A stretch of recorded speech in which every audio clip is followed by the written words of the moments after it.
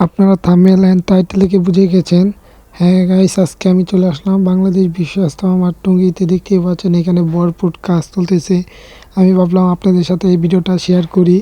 এইখানে 2025 সালে বিশ্ব ইজতেমা অনুষ্ঠিত হবে, এখানে সেজন্য অগ্রিম কাজ চলতেছে। এখানে প্রায় অনেকটা কাজ তারা এগিয়ে ফেলেছে।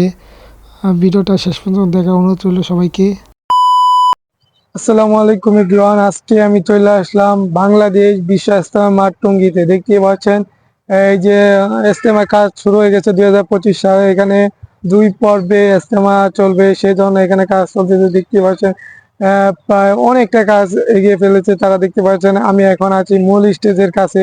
এই যে আমার পিছিয়ে যে স্টেজটা দেখতেছেন, এইখানে সমস্ত বড় বড় উলামা পরিষদ থেকে বা বড় বড় বক্তারা এখানে বয়ান দিবে। বিভিন্ন দেশ থেকে বড় বড় উলামা পরিষদ থেকেও আসবেন, তারা এখানে এসব বক্তৃতা দিবেন। এটা হলো মূল স্টেজ। দেখতেই পাচ্ছেন আমি মূল স্টেজের কাছে চলে আসলাম। এই স্টেজের মধ্যে কাজ চলতেছে। এই স্টেজের মধ্যে সমস্ত বড় বড় উলামা পরিষদ থেকে যারাই আসুক না কেন সকালে এখান থেকে বয়ান দিবে। এইখানে হলো মূল স্টেজ। আর কিছুদিন পরেই বিশ্ব ইজতেমা। দেখতে পাচ্ছেন এখানে ভরপুর কাজ চলতেছে। এইখানে তাঁবু টানানো হয়ে গেছে। এইখানে এই যে দেখতে পাচ্ছেন এখানে দুইজন লোক বর্তমানে কাজ করতেছে আর সামনের দিকে কাজ চলতেছে। এই দেখেন বিশাল বড় বড় তাঁবু টানানো হইতেছে। এখানে লাখ লাখ মানুষ আগমন হবে দিনের দাওয়াতের জন্য। এখানে আপনারা সকলে আসার চেষ্টা করবেন, আর সকলেই আমার এই ভিডিওটা বেশি বেশি করে শেয়ার করে দিবেন, যেন আমার এই ভিডিওটা বাংলাদেশে সকল মানুষই দেখতে পারে। সেই জন্য অবশ্যই ভিডিওটা বেশি বেশি করে শেয়ার করে দিবেন। আর আজকে ভিডিওটা আপনাদের কাছে কেমন লেগেছে একটু কমেন্টে জানাবেন। আর আপনারা যদি ইজতেমার বিষয় জানতে চান, অবশ্যই আমার এই চ্যানেলটিকে সাবস্ক্রাইব করে রাখেন। আর ইজতেমার যে কোনো বিষয় আমি সরাসরি ছাড়বো। আমি ইজতেমা নিয়ে সরাসরি লাইভেও আসবো ইনশাল্লাহ। আপনারা বেশি বেশি করে আমাকে সাবস্ক্রাইব করে দেন, তাহলেই সম্ভব আমি আপনাদের জন্য এটি করতে পারবো। দেখতে পাচ্ছেন এখানে তাঁবু টানানো হইতেছে, বাস গাড়া হচ্ছে। এখন আমি ফাইনালি চলে আসলাম ফরেন্টেন কামরায়। দেখতেই পাচ্ছেন 1 নম্বর বিল্ডিং।